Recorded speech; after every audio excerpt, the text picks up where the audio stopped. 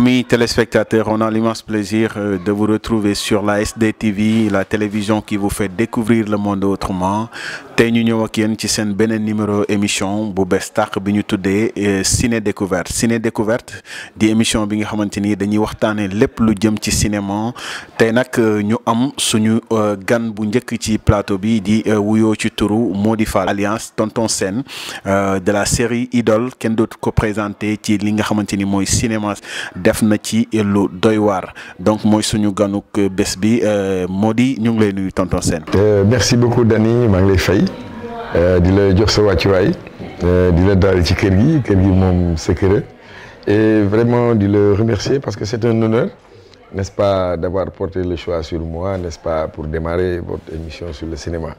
voilà maa ngi nuyu également tous les téléspectateurs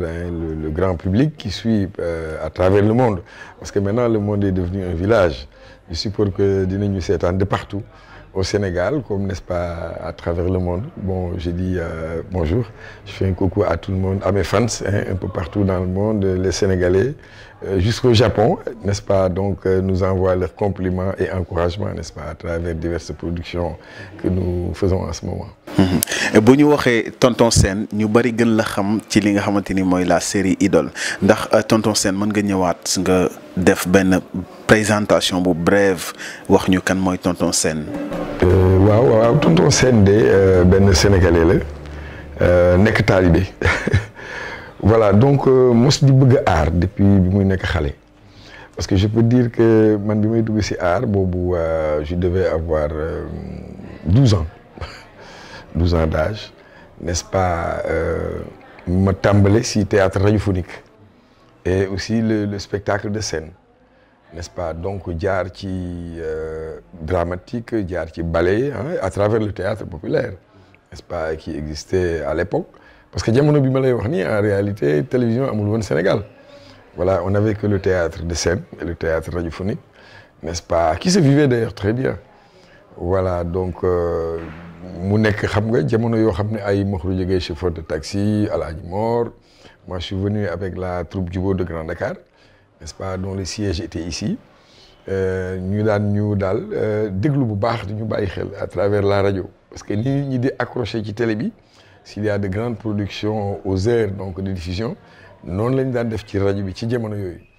donc loolu jamono di dox ba bi ma demee ba nekk waxambaane bon je me suis dit que dans un métier il faut essayer d'aller le plus loin possible ce métier loo ko gën a mën loo ci am xam-xam bu gën a kawe di nga ci gën a mën a sori di nga ci gën a mën a am njëriñ mais également di nga ci gën a mën a amal njëriñ société bi donc raison pour laquelle après un séjour de 4 ans en France je suis revenu pour faire l'école nationale des arts du Sénégal n'est-ce pas où je peux dire que aujourd'hui je fais partie de rares Sénégalais n'est-ce pas qui ont pu bénéficier de cette formation académique pour aujourd'hui n'est-ce pas avoir les mêmes acquis que tous les acteurs du monde parce que jàng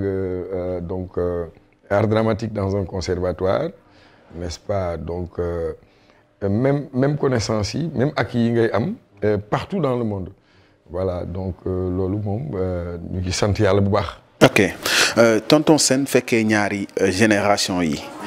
muy génération passée ak génération bi nga xamante ni mooy la génération actuelle fekkee def ay production ci jamono boobu def ay production aussi ci jamono bi tey Tonton Sène lan mooy sa jàngat ci génération yi maanaam fi nga jógee fi nga xamante ni fa nga dooree fi lépp commencé ak tey li nga xamante ni tey moom la cinéma sénégalais di def ban jàngat nga ci am ci côté différence ci côté professionnalisme ci côté technique. waaw différence bi ma gis mooy ci jamono ndoorteel yi bi nga xamee ne boobu disons même avant naissance su jamono yi tey y avait vraiment des gens très motivés voilà qui aimaient ce qu'ils faisaient et qui le faisaient avec une très grande conviction. waaw boo leen gëm-gëm ci théâtre bi ñuy def nga xam ne jóguñu woon sax naam pour ci dara mais dañ ko bëggoon rek moo tax bu ñu ko daan def tu sentais que c'était un jeu de vérité et puis les messages avaient beaucoup plus de portée au niveau des populations parce que dañuy wax ne lu jóge ci xol lay dem donc man bu ma defee comparaison bi gis naa ne jamono boobu lañ daan def théâtre bu gënoon dëggu bu gënoon véritable n'est-ce pas mais aussi am na inconvénient ci côté boobu mooy boobu art bi jurul woon noonu koom-koom voilà dañ daan liggéey lu yàgg lu bëri lu metti am astuut mais astuut boobu ñun sax bàyyiwuñ ci woon bët ñun dañ doon wax ne dañu fexe ba am reconnaissance su public bi donc loolu lañ daan dawee. ok kon différence bi bu ñu comprendre mooy bay on le faisait avec amour tandis que waaw bii am na koom-koom bi génn na ci loolu tonton est-ce que du koom-koom boobu noonu génn moo waral tey ñëpp bëgg doon acteur et kan moo war a doon acteur. non mais loolu moom yomb naa répondre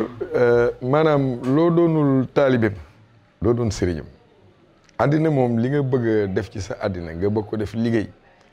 bëgg ko def gagne-pain dafa war a doon loo mën ndax nit warul mën a jéem a jaay lu mu mënul wala loo xam ne amu ko waaw te pour avoir enfin exercer le métier d'acteur mais il faut l'avoir appris soit parce que njàng na xam a ñaar la mën nga koo jàng ci école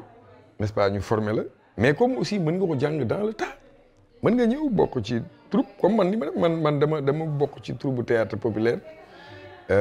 di ko jàng nànk-nànk mu may dugg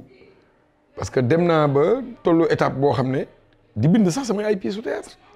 ñu di ma ko jouer may defal suma bopp ay mise en scène créer une troupe n'est-ce pas qui a eu à produire beaucoup de téléfilms à l'époque parce que je me rappelle avant may dem en France bindoon naa benn pièce bu ñuy wax Gorédi bon génération yu bëri seetaanuñ ko parce que pièce boobu xëy na bu ma waxee benn phrase ñu bëri nañ ci bàyyi xel benn pièce la boo xam ne amoon na benn scène boo xam ne gént la woon parce que man dama ci amoon problème de conscience su ma tëddee chaque fois di nelaw day mel ni dafa am ay jinne yu may wër naan ma moo di faal xaalisu jàmbur bi delloo ko borom waaw merci heureusement yow yaa ngi koy fàttaliku loolu pièce boobu man maa ko bindoon si jamono yi ma créé suma troupe bon après avoir exercé le métier peut-être pendant 10 ans waaw nekk naa fukki at si théâtre populaire bi di exercer dooroo war a mën a créer suma troupe pièce boobu bi ma ko defee bon teg naa ci yeneen y a eu la série de sketch dans l'émission de Omar Dia bu ñu daan wax Toubab Fall c'était une série de sketch de comédie mais qui parlait d'actualité donc noonu laa la ko mën a waxee en grosso modo ci suma réponse nit ki warul mën a jàngale lu mu jàngul nit ki warul mën a liggéey loo xam ne jàng ko ba maîtriser ko donc ki war a nekk acteur mooy ki nga xam ne yow def nga formation moo xam théorique la moo xam pratique la ba nga am foo tollu doo ko mën a def moo tax léegi da ngay gis nit ñi dañuy bokk ci ay film mais tu vois que le jeu est vraiment laisse à désirer et c'est dommage parce que loolu ça n'honore pas le Sénégal et que l'on voit quand même des films ou des acteurs n'est-ce pas de moindre qualité waaw loolu yaakaar naa ne bon sigilul nit ki koy def sigilul réalisateur bi sigilul producteur bi mais également sigilul Sénégal parce que fii film yi yu baax yi ñuy tànn on les voit dans les festivals qui passent à travers le monde et qui remportent tout le temps des distinctions man j'ai participé dans plusieurs films yoo xam ne à travers le monde ñu ngi am ay distinctions films yoo xam ne amaana sax jaaruñu télé parce que pour la plupart c'est des longs ou courts métrages mais qui sont très honorés à travers le monde mais am na yoo xam ne yi may gis fii si dëkk bi yooyu duñ ko sax accepter ce festival parce que y a des paramètres techniques et artistiques yoo xam ne bu ñu xoolee ne film bi amu ko du jàll te loolu nag moo fi fees quoi en fait. bu ñu xoolee ci côté acteur doy na waar comme li nga wax sànq saa su nekk nga gis de nouvelles têtes yoo xamante ni kenn xamul fu ñu jógee et puis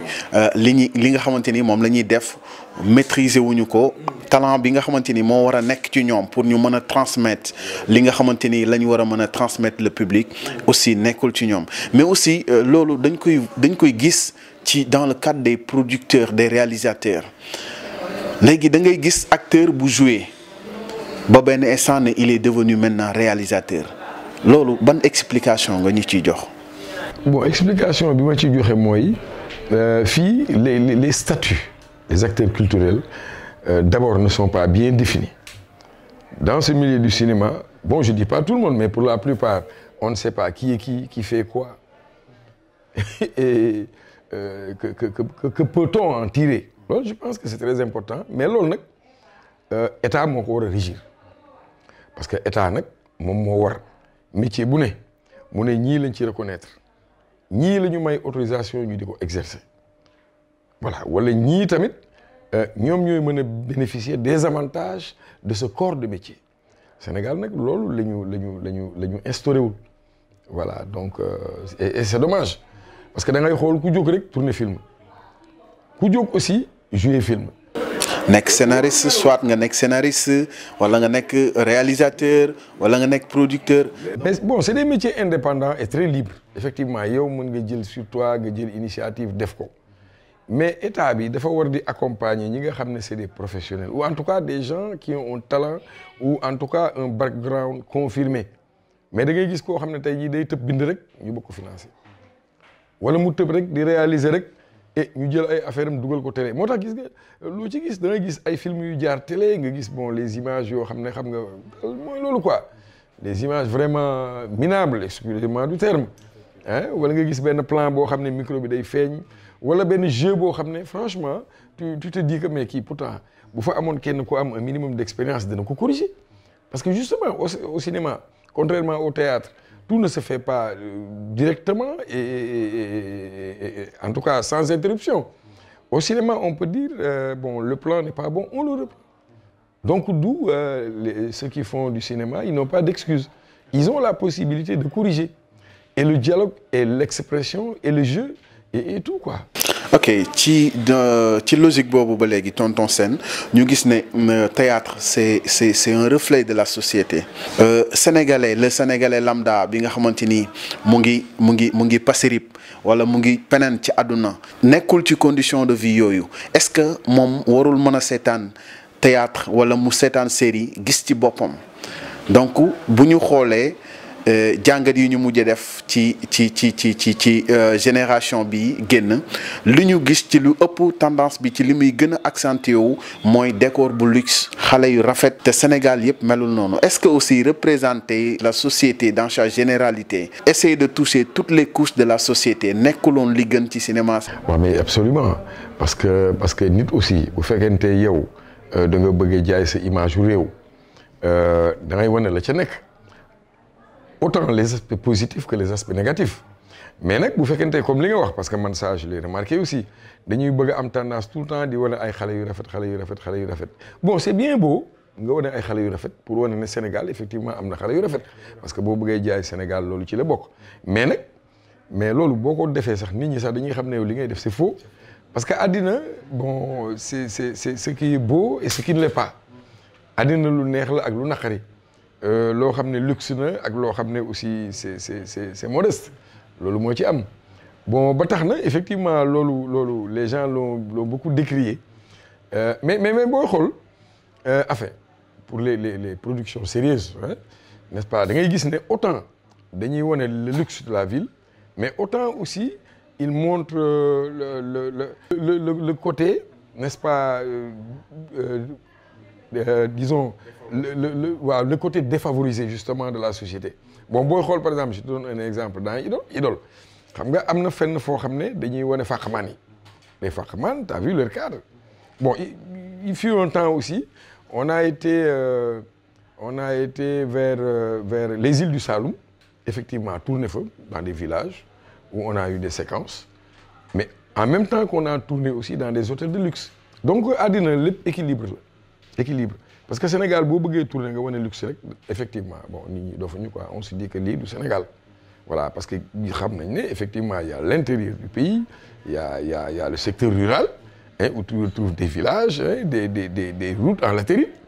mais loolu dafa am solo nga wane ko man maa ngi rappelé am na parce que man du ma c'est dommage quoi parce que par manque de temps du ma suivre trop enfin je ne suis pas à jour sur Idole mais par contre am na ay séquences yu ma joué wul mais quand j'ai vu des dunes j'ai vu des dromadaires ay gëlëm tu vois je me suis dit effectivement c'est ça aussi le Sénégal àddina effectivement comme ni nga ko waxee noonu la demee moi je suis pas pour vraiment et puis tamit xale yu rafet yi bu dee amuñu talent ce ne sont pas des actrices confirmées. Et je pense que loolu c'est ce qu'on appelle en fait un mauvais choix. Bon, actrice da nga koy mën nga ko jël parce que dafa am profil bu rafet mais na fekk aussi mu am talent. Bon, ou bien qu'elle soit bien coachée. Parce que souvent ñi nga xam ne ñoom ils sont très avisés mën nañu jël nit parce que profil am en fait dafay tomber ak personnage bi mais dañuy wut un coach, n'est-ce pas? Il t'aide à bien interpréter, voilà, à faire les choses dans les règles de l'art. Man dañ may jël comme coach dans beaucoup de films, hein, pour coacher et des enfants et des acteurs, n'est-ce pas, donc nouveaux.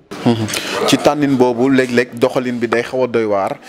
comme li nga wax sànq day am léeg-léeg njuumte ci diggante talent ak profil tonton Fall tonton Sène yàgg na def yàgg na assister suma juumul ay casting yàgg na participer ci ay casting selon vous casting naka la ñuy sélectionner un acteur par exemple ki nga xamante ni tey dama ko war a jox rôle une dame de fer une dame boo xamante ni c'est une battante kooku ban profil laa ko war a jox kan laa ko war a jox. Non ki nga ko war a jox bon a priori bon mooy ki nga xool ne ko jàkk rek gis ko sentir ko benn mais ñaareel bi aussi nga testé ko parce que casting loolu lay jëriñ en fait casting dañ lay woo bon tu fais un bout d'essai hein casting casting yi ma xam bokk waxuma ay casting voilà n'est-ce pas yaa ma neex wala n'est-ce pas des castings de voilà entre amis quoi waaw voilà boo deful casting voilà casting yaa ma neex mais nit ki da nga koy xool d'abord profilam nga sentir ko ci personnage yi mais ensuite nga testé ko mu defal la nga gis parce que xam nga weddi gis bokku si waaw mais actuellement gis naa benn tendance nouvelle et d'ailleurs qui s'avère d'ailleurs très efficace mooy casting ciblé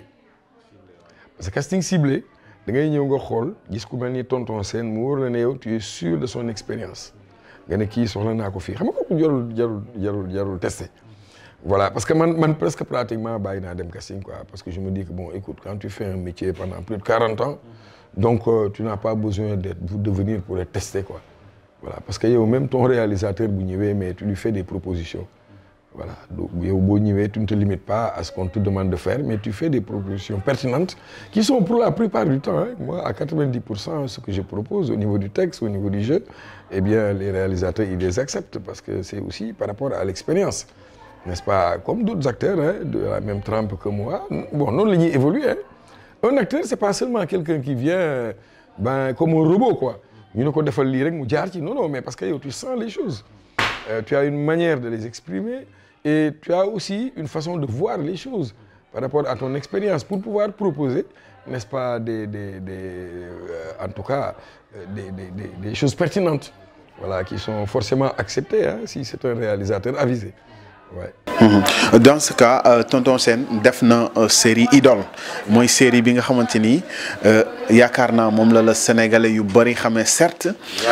waaw jamono bii ñu nekk waaw effectivement y a aussi madame Brouette madame Brouette voilà l'inspecteur Colombo ñu gis la nga interprété ci personnage bu doy waar tonton Sène bi ngay interpréter rôle mandikat bi est-ce que tonton Sène nekkuloon avant rôle bi nekkuloon ci personnage mandikat boobu. Non j'ai jamais été ivrogne machallah je touche du bois hein. Machallah musuma ko nekk quoi bon mais disons que tu sais le secret de l'interprétation c'est le sens de l'observation et de la réflexion gis nga tey jii bon les acteurs en herbe yi may déglu quoi ñu déglu bu baax kàddu yooyu. Acteur mooy koo xam ne dafay observer parce que tey jii yow boo amoon sa koñ nii benn dof nga xool ni muy agir nga di ko bàyyi xel di dund ak moom bés boo waree interpréter dof yow ci moom ngay puiser bon comme aussi l'ivrogne comme le médecin parce qu'en fait ñun loolu la lu ne mën nañ ko def moi j'ai fait enfin rôle yi ma interprété wul si àddina par rapport aux différents corps de métier bareetul bariwul quoi waaw parce que pendant ma carrière lu ne def naa ko. toute ma vie bon j'ai tout vu waaw parce que nit soo dundee plus de 50 ans di nga gis façon bu ne waaw di nga gis nga jege wala sax nga bokk ak nit koo xam ne dafay mandi di tërëf di daal ça c'est évident donc warul jafe nga interpréter ko moom laay wax chaque fois bu amee benn profil dans la vie nit ki particulièrement l'acteur prend le temps d'observer cette personne boo ko observer bés boo ko waree interpréter du jafe parce que tic li mu parce que en fait mémoire day enregistré mémoire am na loo xam ne bu ko enregistré pour mu def ko du jafe su fekkente bàyyi na ci xel moom laay wax il faut avoir le sens de l'observation un acteur si tu apprends à bien observer ce qu'il y a autour de toi lu ñu la ci mën a defloo rek war na mën a yomb ci yow parce que boobu fekk na yow jàng nga ko étudier nga ko xam nga paramètres yi waaw moom laay wax ne loo doonul taalibeem loo doon sëriñam voilà donc quelqu'un qui observe bien la société en général lu ñu la ci laaj da nga koy mën def parce que fii tout a déjà été fait nous ne faisons que refaire mais pourvu que yow tu as bien observé n'est-ce pas tout ce qui s'est passé autour de toi. Voilà. Tu peux faire mieux que ce qui est déjà fait. Merci en général ki ngay imiter sax yow mën nga ko sax gën a pertinent parce que xam nga nit du gis boppam mais yow mi koy xool di nga ko gën a gis boppam ba tey jii boo ko doon imiter xëy na mën nga génne avec beaucoup plus disons d'exactitude ou même de proposition. ñu gis ne aussi joué nga ci Madame Brouette même rôle bu différent ak bi nga joué fi nga xamante ni mooy Idole donc mu doon rôle yu xaw a différent ñu gis la aussi ci benn interview production bi nga xamante ni tey moom nga gën a touché de l'argent mooy production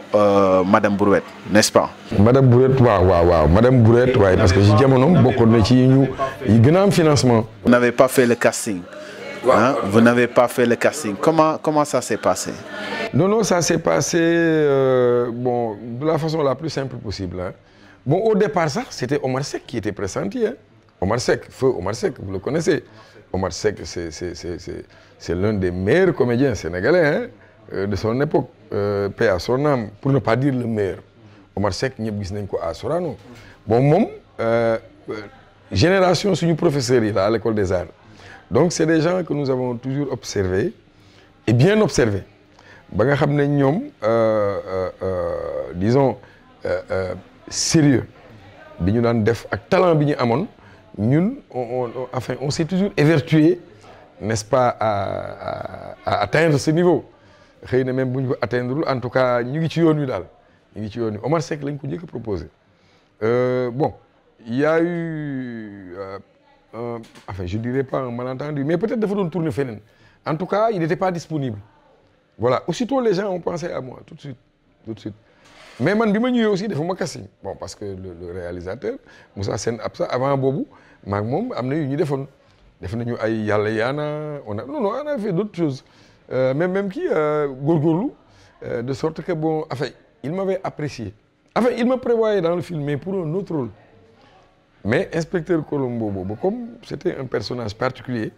il fallait que mu jox ko un comédien aussi particulier voilà donc c'est comme ça que je suis tombé là-dessus et voilà bon man pratiquement rôle yi ma am yëpp mën naa ne non defuma ci casting waaw parce que bon nit ñi aussi bu ñu la xamee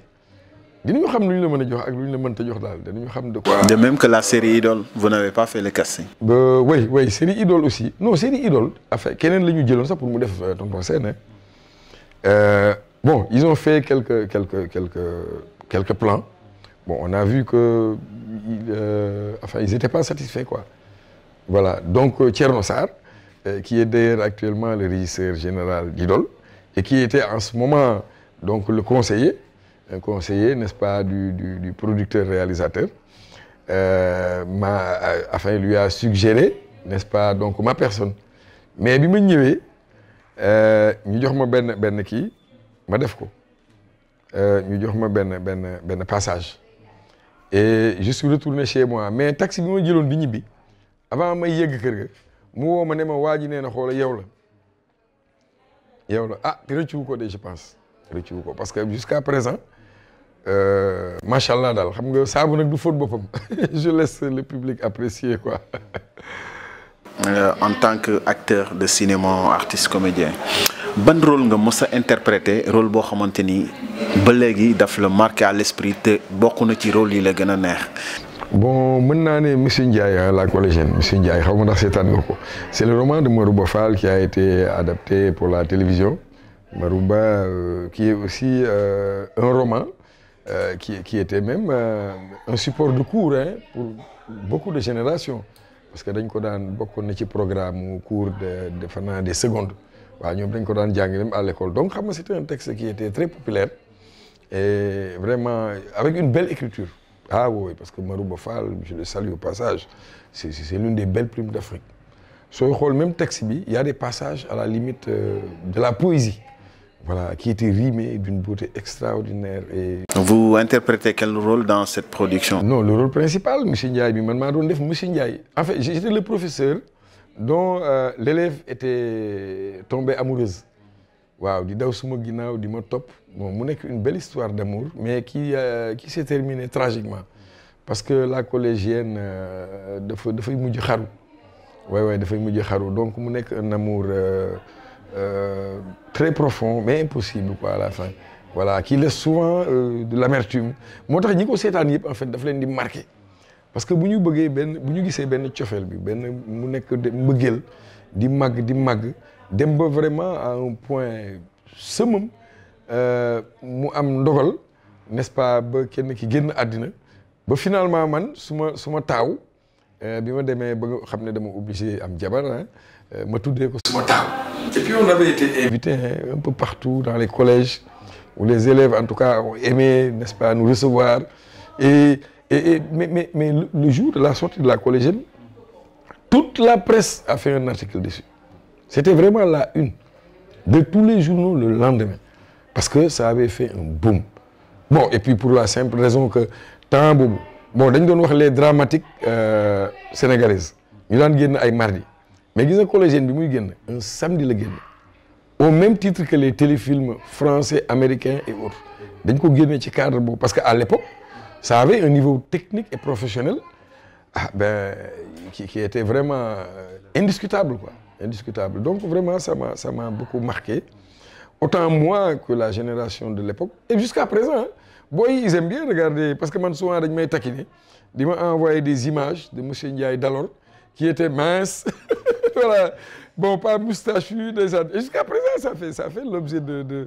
d'attention de la part du public sénégalais, surtout de la jeunesse actuelle, qui essaie toujours de faire la comparaison entre M. Sienne d'aujourd'hui et donc M. Ndiaye de l'époque. Et ça me fait rire, quoi. Ça me fait rire soit. Bon par rapport ak ñi nga xamante ni ñooy nouvelle génération bi su ma ko waxee mooy série yi nga xamante ni jamono bi ñu ngi daw fii ci Sénégal série bu ci nekk même su dee am na ay failles gis nañu ci ay jeunes yoo xamante ni ils sont pétris de talent. kan nga porter sa espoir nga war a choisir benn jeune ci jeune talent yi nga xamante ni ñu ngi ci série yi daw ci Sénégal actuellement kan lay doon. Bon disons mën naa la citer quelques jeunes quoi franchement. Je peux pas citer un seul parce que xam nga yàlla dafa bind baaraam yi te matalewul am na benn noyau boo xam ne vraiment ils peuvent être l'espoir de futurs grands acteurs n'est-ce pas du cinéma mais mënu ma la citer kenn bon non seulement pour ne pas créer de jaloux mais bon su ma la ko waxee aussi lu doon dëgg ci man. parce que talent yi dañoo bari. waaw voilà non franchement il y a des talents qui sont en train. Voilà. Pouvez-nous en citer quelques jeunes? Ouais. Bon, je citerai par exemple Omar Diop, X, qui joue X dans un truc. Ah non, X,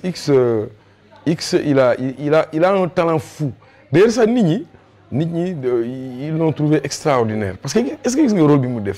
un rôle de muet. Mais un rôle de muet, mais qui suscite mais la curiosité, l'attraction, mais fou du public. Voilà, moom dafa def nit ñi équation. Et pourtant, il joue avec une grande simplicité, mais aussi une grande adresse. Parce que loolu yombul. Soo xoolee li ma la wax yow di nga ko xam jouer Mouma d'abord yombul. Mais nga jouer Mouma boo xam ne dafa sympathique ci public bi ba dañ koy tëkkale sax avec de grands acteurs américains. Donc ça c'est pas donné à n'importe qui. Bon, je citerai également le jeune Malick Malick bu Idole, ça a vraiment sa prestance, sa présence, n'est-ce pas? Parce que il suscite aussi beaucoup de fans, fait beaucoup de bruit. Bon, je citerai également un jeune comme Chérif. Chérif également a fait un passage remarquable et remarqué dans Idole. Mais sans oublier également Matar Diouf. Matar Diouf, il fait partie aussi de cette jeune génération. Bon, vraiment, bon, on peut compter sur lui parce qu'il fait beaucoup de choses. Moi, je suis au Sénégal, mais même à l'étranger, n'est-ce pas, et il participe à beaucoup de films. Hein. Matar Diouf, il n'est pas mal. Dans la jeune génération, quoi. Voilà, jeune génération, quoi. Nous citer. Bon, même l'autre là qui joue dans Idole, James. James, bon, je pense qu'il n'est pas mal. Parce que moi, il était mannequin. Mais bon, il a fait ses armes avec le film de Moussa Touré, La Pirogue. Mais je sais que c'est parce que de fi jóge am benn confiance